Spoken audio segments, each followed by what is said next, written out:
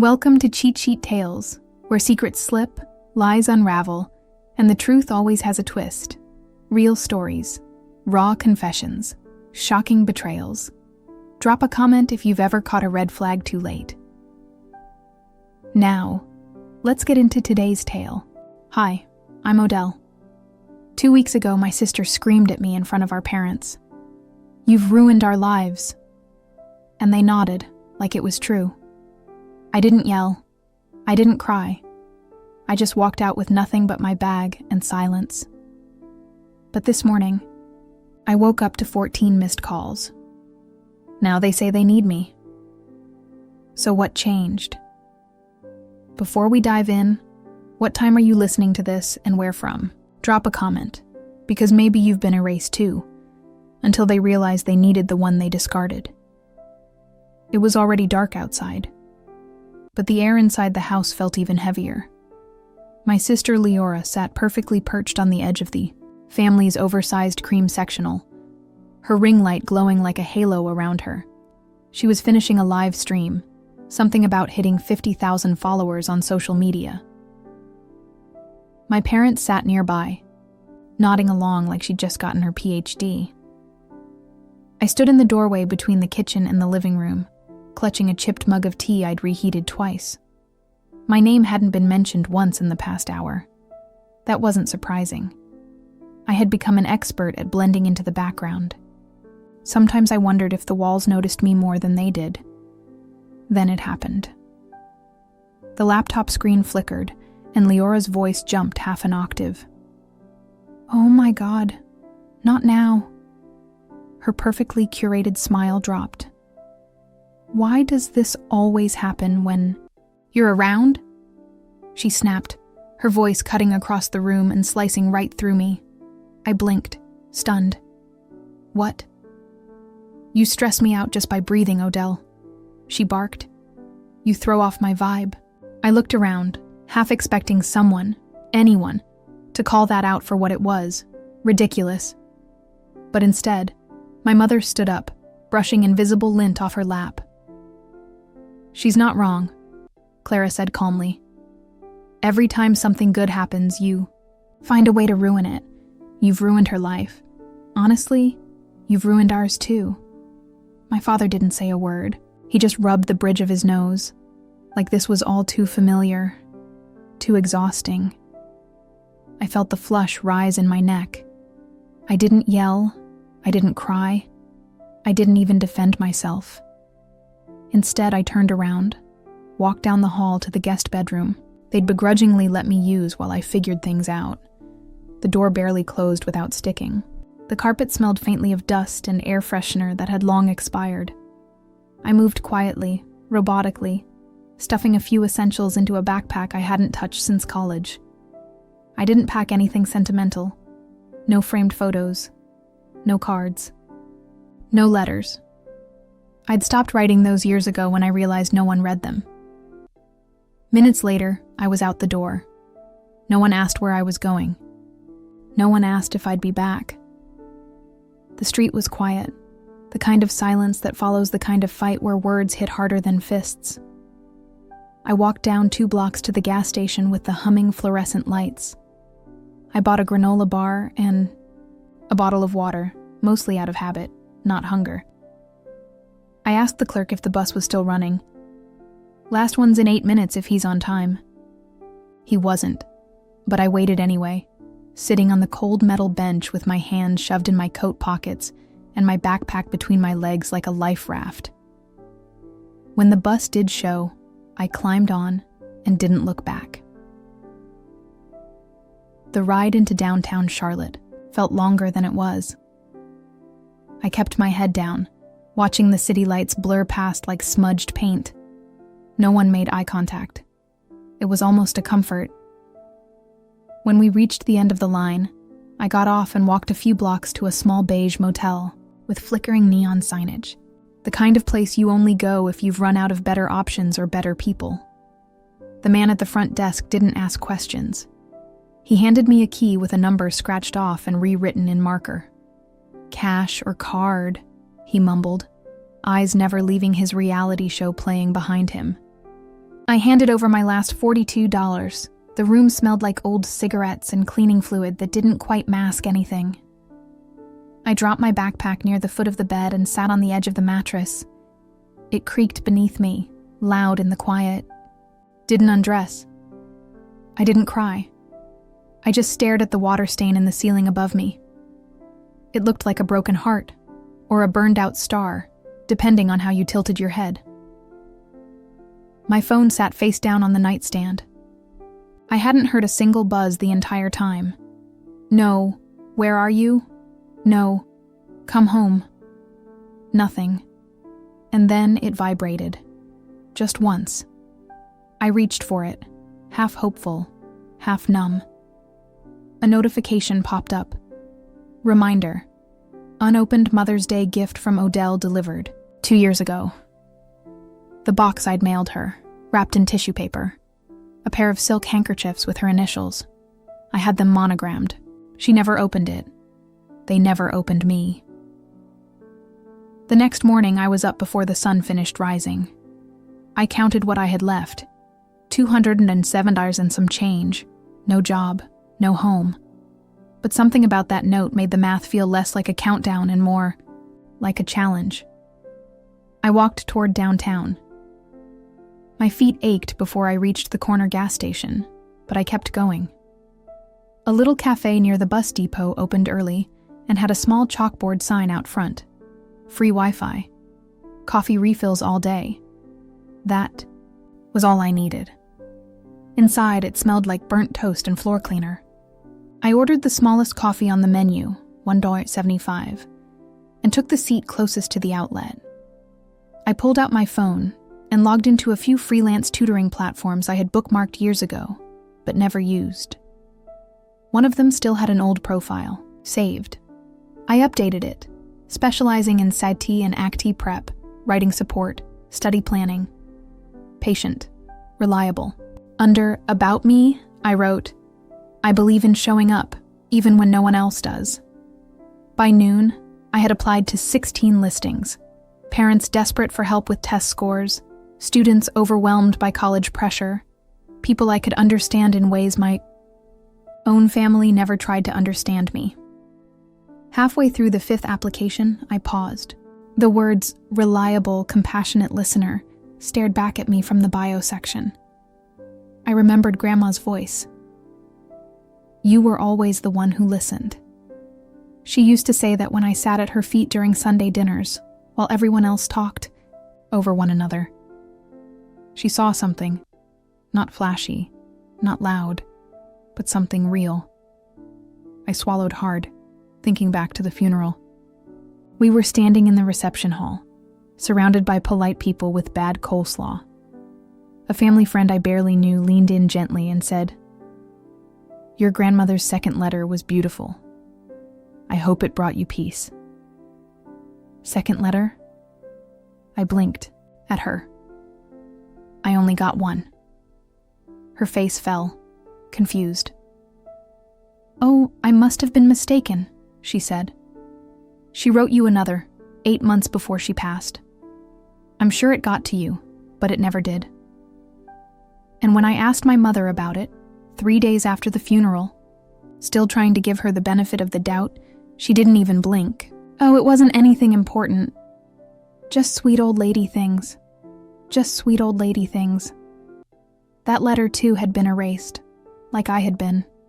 A pattern so long and subtle you don't notice it until you wake up one day and realize all your edges have been sanded down by people who said they loved you. I shook the memory off and refocused on my applications. A ding came in. One parent responded, then another. By the end of the week, I had 3 clients, 2 high schoolers and 1 adult, learner prepping for a GED. The library, 2 blocks from the cafe, allowed guests to borrow Chromebooks for online sessions. I booked 2-hour slots every afternoon and used them like my life depended on it, because it did. The pay wasn't much, but every dollar felt earned.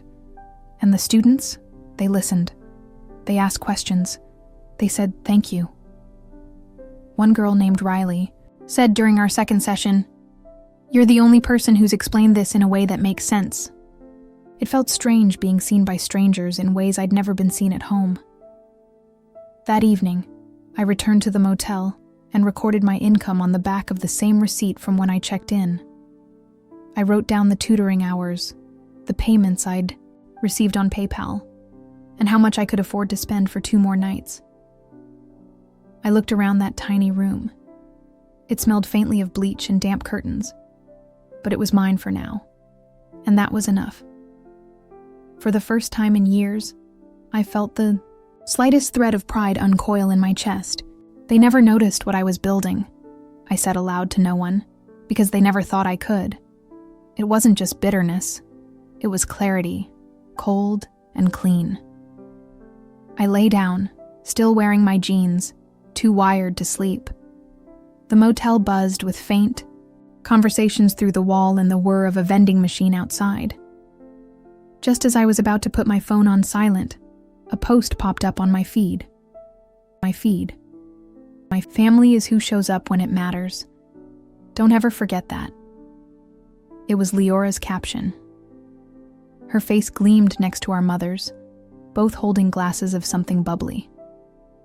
I barely registered the fake smiles before my eyes locked onto something behind them. A photo on the wall, the family portrait. But I wasn't in it.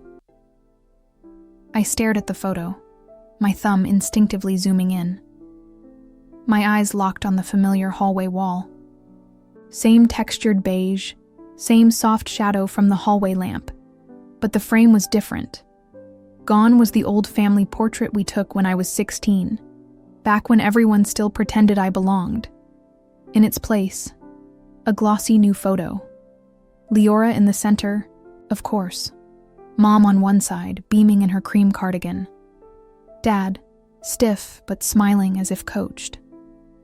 Even the dog, Sprout, the golden retriever they got after I moved out, sat proudly in front. It looked like a campaign ad for some Hallmark version of our family. Only I wasn't in it. Not a mention, not a trace. Just a clean, cheerful slice of life, trimmed to remove the messy parts. I didn't cry. I thought maybe I would, but all I felt was a slow, rising heat in my chest. Not sadness, not quite rage, either. Something quieter, heavier. Like watching someone throw away a letter before reading it and realizing it was yours. I sat on the edge of the motel bed, the phone still glowing in my hand. A few years back, I might have told myself they probably just needed a smaller frame. Or maybe they didn't realize I'd notice. But not this time. This wasn't an accident. It was official. I'd been erased. Not metaphorically. Not emotionally. Physically. I scrolled back to other photos on Leora's page. Throwback to the good old days. Family dinner last Sunday. Grateful for my tribe. There I was, always barely in frame or cropped out entirely. And now, I was just gone. A wave of memory pulled me under.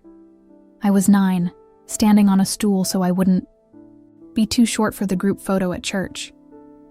Everyone laughed when Leora joked, "Odellin always looks like she photobombed us." That time, Mom did defend me, kind of. She said, "She's just shy, that's all." But they moved me to the end of the lineup anyway. Out of frame was easier. I blinked away the memory and reached for my tote bag, needing to distract myself. I began organizing my tutoring inquiries, replying to students, filtering messages. It was busy work until I opened the spam folder. There it was, a subject line I nearly missed. Family podcast opportunity, sent by Leora. I had been CC'd. My stomach clenched. I opened it. A short professional note to a PR rep, pitching an episode featuring modern family dynamics through the lens of resilience and social media influence. And then, at the bottom, my sister. She's just bitter and emotionally unstable. We don't talk for a reason.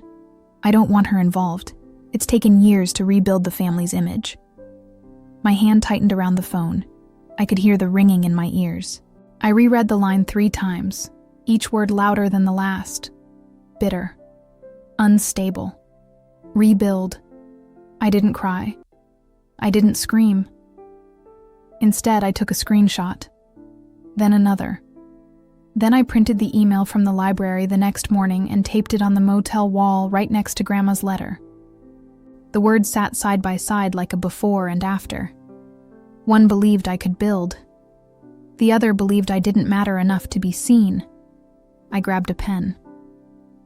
On the motel notepad, I started mapping it all out. Dates, comments, moments, the slow eraser, the dismissals, the behind-the-back insults that had finally come out in writing. It didn't feel petty anymore. It felt necessary. Later that week, a message popped up from a Dallas-based SAT prep group. They'd reviewed my profile and wanted to onboard me for virtual sessions. $75 per student, a number I hadn't seen in years. It meant I could stop living off dollar coffee and hope. I accepted the offer without celebration. No jumping, no smiling. Just a steady kind of satisfaction. The kind that stays quiet because it doesn't need to be seen. By Friday evening, I had enough to put down for a small room in a shared apartment a few miles out. Not a palace, but something with a door that locked and no blinking neon sign outside. I sat on the bed, tracing the edge of the email with my thumb. I wasn't angry anymore. I was awake. There's a difference. A knock on the motel door startled me. Sharp, hesitant. I stood slowly and opened it. There she was. Malaeus, my former best friend. Her face looked thinner, tired. She clutched something in her hands, something wrapped in an old dish towel like it had been hidden. "Odin," she said softly. "They told me you were in trouble." I didn't believe them until I saw this. I stepped aside to let Malaeus in, and she hesitated, like she didn't belong, like crossing. That threshold meant betraying someone. She held out a small envelope, the kind I used to buy in bulk from that stationery shop near the library. My name was written on it in my own handwriting, soft, rounded letters I hadn't used in months. My chest tightened. "It's still sealed," she whispered. "Odell, I found it in your mom's desk under a stack of expired coupons." I didn't reach for it right away. I just stared. "I wasn't snooping," she said, setting it gently on the little table by the microwave. "I was dropping off something for Leora. Clara had me waiting in the kitchen, and it was sitting there like it meant nothing." I finally picked it up. The envelope hadn't been torn or wrinkled. It looked exactly like it did when I walked it to the mailbox last year, my mother's birthday. I'd saved up for weeks just to load a gift card to her favorite cafe and wrote a letter inside about second chances, about trying again, about maybe healing. She never opened it. Juno Wells sat down across from me. Her mouth opened like she wanted to say more, but didn't. I slid a fingernail under the flap. The paper peeled back without resistance. I pulled out the card, and the note unfolded. The soft pink sheet. "Mom, if there's still a space in your heart for me, I'd like to sit there again. Not asking for everything, just a call back. I miss our Tuesday talks. I miss you. Love, Odell." I read it twice. Then I folded it back. I didn't say anything. I couldn't. Even the words I sent them didn't matter. Not enough to open. Not even enough to throw away. Just tucked under coupons and forgotten. Like a scratch-off that didn't win. Mylus finally spoke. That wasn't all I found.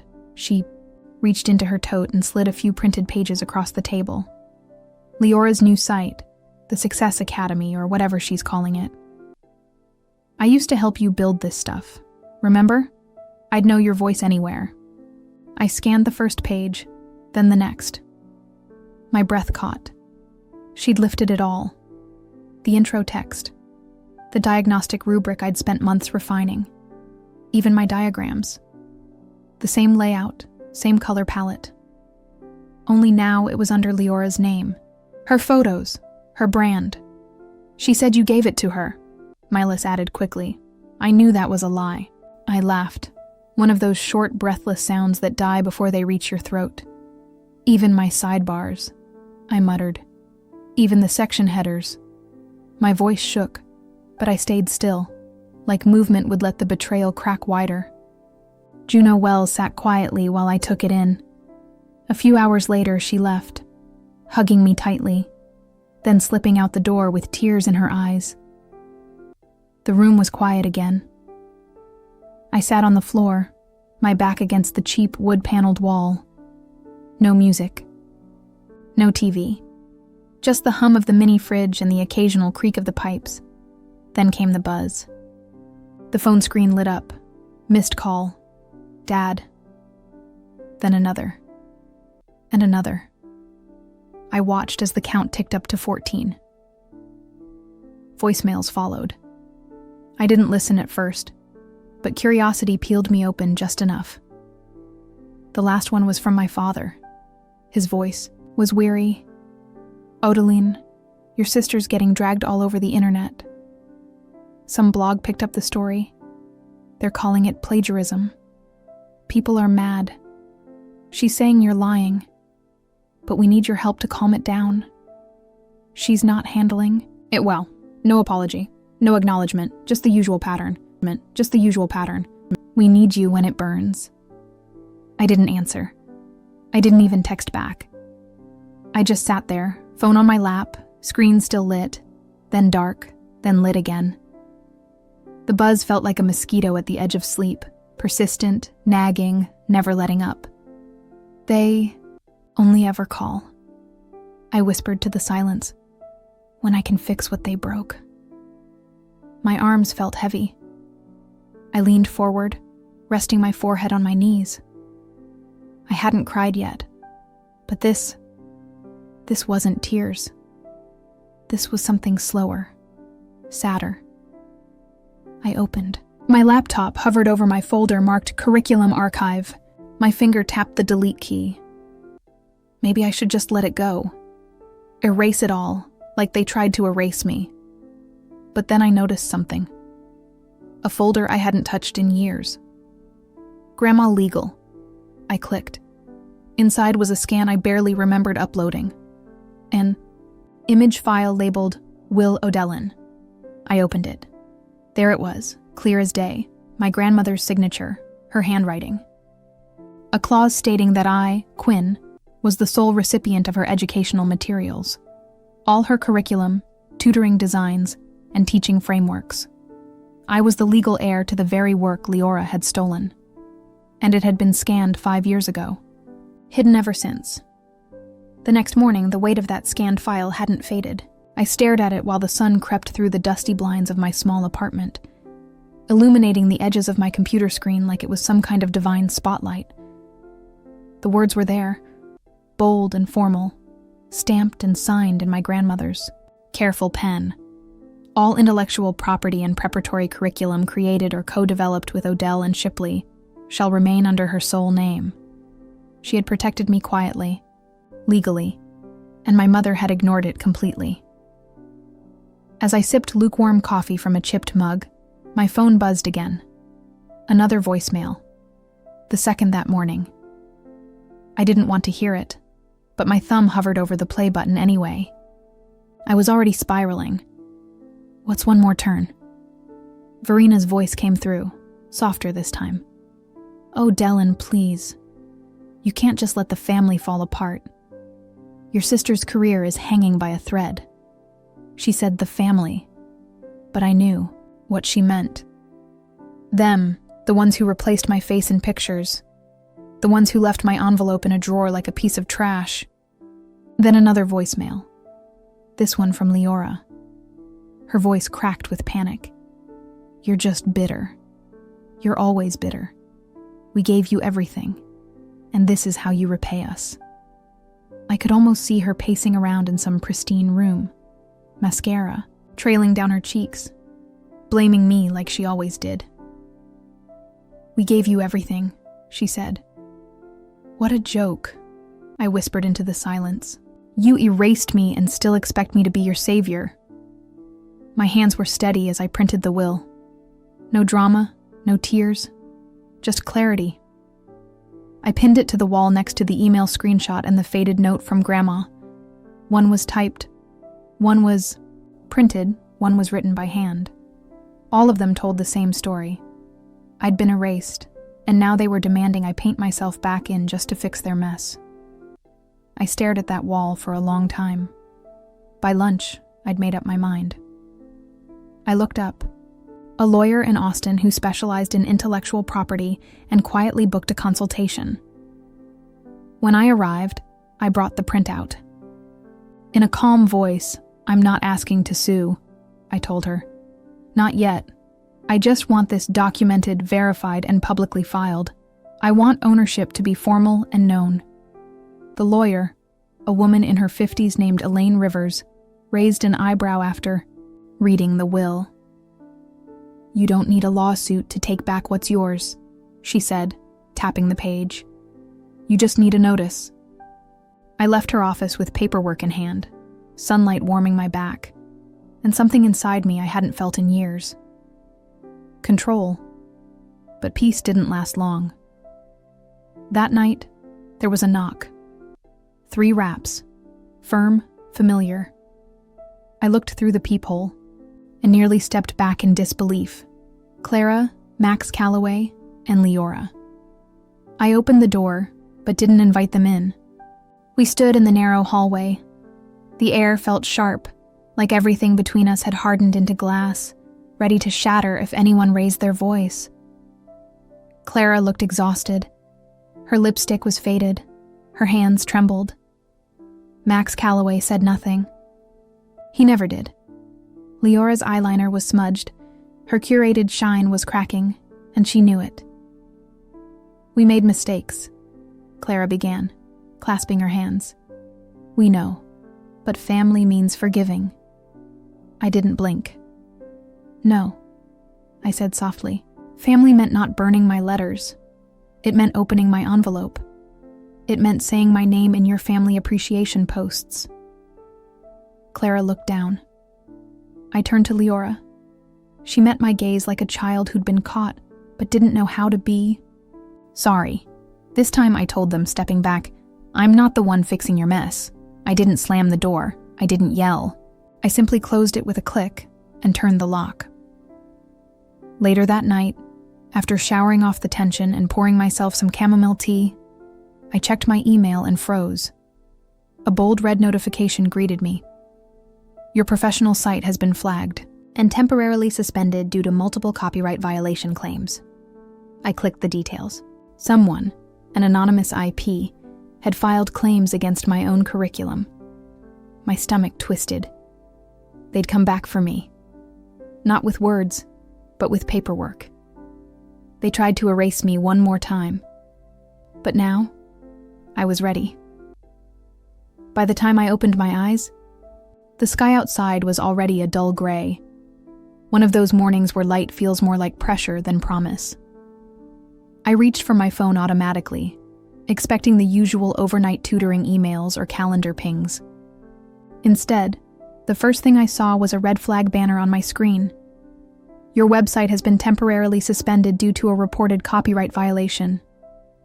I sat up, heart pounding but hands steady. A second notification followed, then a third. The subject lines were nearly identical. "Urgent copyright claim review pending." At first, I thought it was some glitch or bot. But when I clicked through and saw the claim details, my blood went cold. Proprietary content in use without consent. There was no sender name, just an anonymized IP address tied to the complaint. But Elaine Rivers, my attorney, was already ahead of me. Within the hour, she called. "It traces back to Leora's branding agency," she said flatly.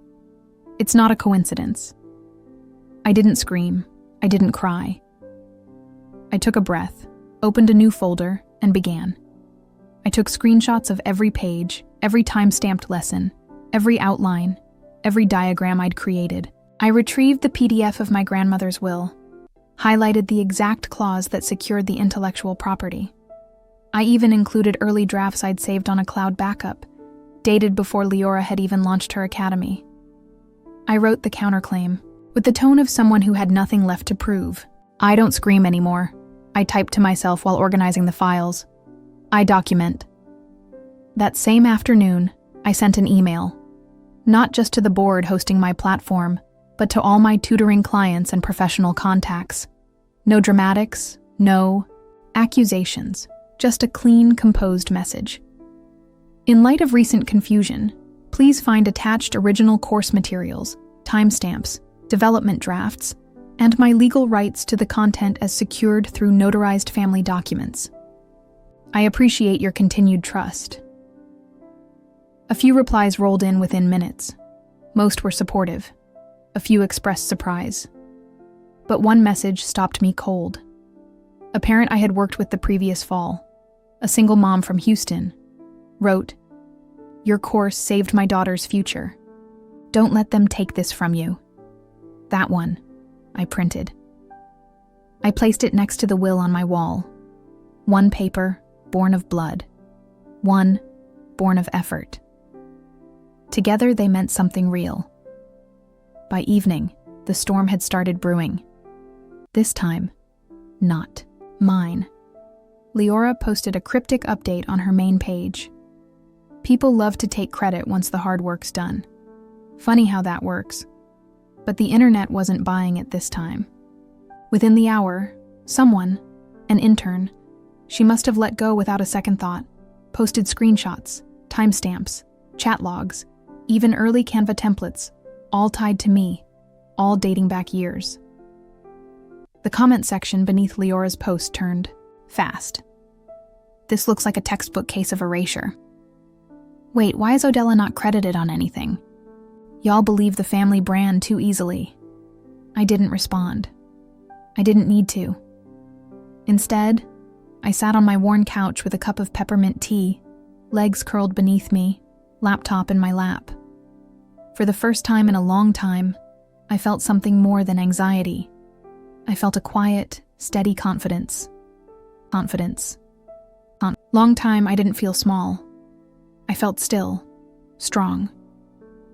Then, just past 10 p.m., Elaine Rivers called again. "Odeline," she said cautiously, "I don't want you to panic." I paused, heartbeat slowing to a steady rhythm. "Tell me." "Leora's team just filed an emergency injunction. They're trying to block your site permanently." And she hesitated. "Your name is now being dragged into a Reddit thread that's gaining serious traction." So, this was their last swing. Not a conversation, not an apology, an ambush. I set down my mug carefully and looked at the papers on the wall. This wasn't just personal anymore. It was public. And now, it was war. The next morning, I didn't rush to check my inbox. I made coffee, let the kettle hiss and breathe. I took my time cracking the window, letting in just enough cold air to feel awake. Only then did I open my laptop. The subject line was waiting. Formal injunction filed. Cease and desist pending court review. Elaine Rivers had warned me. Still, seeing it in black and white knocked something loose inside me. It wasn't just a challenge to my work. It was a move meant to bury me. Below the message was a copy of the injunction. My name, my course, my students. All temporarily frozen. Almost simultaneously, a viral Reddit thread was passed to me. At first I didn't click. But curiosity, or maybe defiance, got the better of me. My sister stole everything from me and turned our family against me. The username was generic, but the phrasing, it was textbook Leora. The narrative flipped. Now she was the victim. Now I was the jealous sister, out for revenge. The comments were brutal. Wow, what kind of person does this to family? Ungrateful much?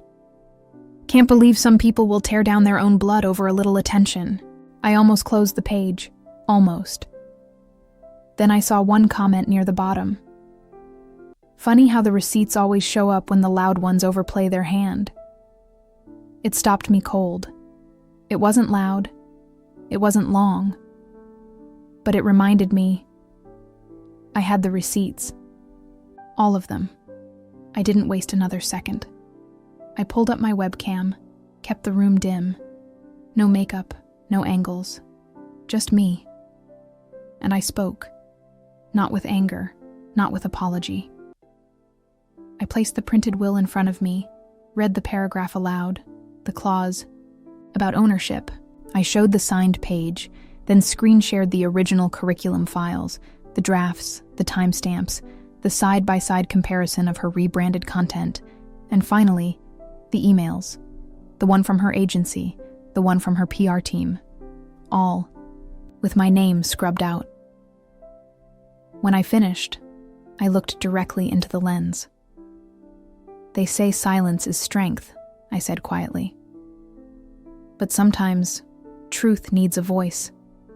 This is mine. I didn't add music, no dramatic cut. I didn't ask for support or sympathy. I just clicked upload and let it go. Within 2 hours, my phone didn't stop buzzing. Old clients shared the video. This woman helped my son pass his GED. She worked with my daughter when no one else would. She's the reason my kid got into college. A teacher I'd collaborated with reposted my slides. A blogger I'd never met stitched the video on TikTok, praising the calm clarity. Even the Reddit moderators took action, labeling the original thread a misrepresentation and locking the comments. Something was shifting, slowly, but undeniably. Late that night, I got a voicemail from my mother. Her voice was low, not performative, just tired. We're sorry. Not for everything. Maybe not yet, but for now. For letting it happen. You didn't deserve that, Odell. She didn't ask me to call back, and I didn't. That part of me, the one that wanted to hear those words since I was 9 years old, didn't jump. It didn't reach. It just listened and let it settle. A few hours later, there was a knock on my door. No one I knew had said they were coming. I opened it slowly. A delivery man stood there, holding a small box and a clipboard. Certified, he said. Signature required. I signed, closed the door, sat on the edge of my bed, and peeled back the seal. Inside was a single envelope, legal-sized cream paper from Leora's lawyer. I opened it and read, Proposed settlement agreement enclosed. Confidentiality required. Full rights and name restoration in exchange for non-disparagement. They were offering a deal, a silent end, a trade. But they were wrong about one thing. Silence didn't protect them anymore. It just bought my answer. The check didn't tremble in my hands. It was heavy. Yes, 6 figures worth of forgive and forget. But my fingers stayed steady as I unfolded the NDA behind it. Withdraw all claims. Delete the video. Never speak publicly. Again. It was the kind of offer that came dressed as resolution, but stank of control. I read it twice. Once as a woman who had spent too many years second-guessing herself. Then again, as the woman I'd become, no longer looking for permission to be heard. And then, I walked to my shredder, slid in the papers, and listened as the blades turned their silence into dust. That afternoon, I posted my final statement. No video this time, just a still image. My name, my credentials, and the words, "You don't owe people silence just because they shared your last name. I won't take hush money for pain I never caused." By nightfall, it was everywhere. Women from all over, former educators, daughters who'd been gaslit out of inheritances, sisters who knew the sting of being scapegoated, began sharing it. Not for sympathy, but because it named something they couldn't say themselves. One message read, "I thought I was the only one. Thank you for saying what I couldn't." In my new home office, where I no longer needed to ask for a chair at the table, I hung the wrinkled paper I'd carried since that motel room. You will build what no one sees today. It rested beside the official letter from my lawyer.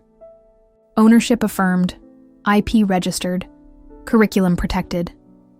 The desk was modest. The window overlooked a bus stop, but it was mine. I haven't heard from my family since, not on birthdays, not when Leora's site was permanently shut down, not when word spread that Mom had quietly sold the house. Some said it was to cover the legal fallout.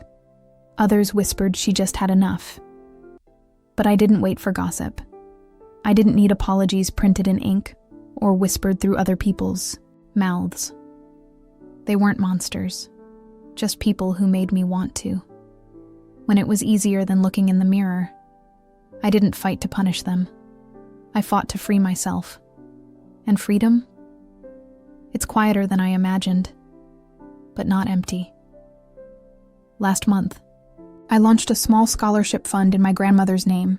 Nothing flashy, just enough to help kids like the ones I used to tutor when I barely had rent money.